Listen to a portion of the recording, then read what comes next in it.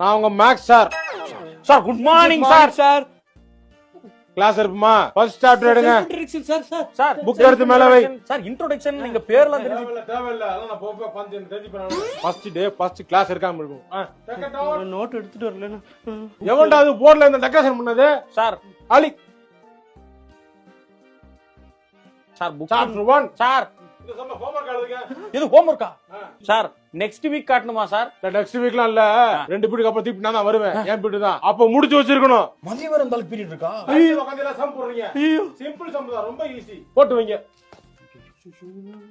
மதியம் வரை இருந்தாலும் அவ்வளவுதான். சாப்டர் 2. சாப்டர் 2வா?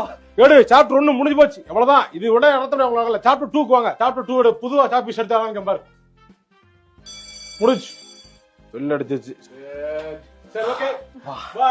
2 பீரியட்க்கு அப்புறம் வருவேன். ஹோம்வொர்க்க முடிச்சு வச்சிருக்கணும். கொல்லாத நாயோ நானு.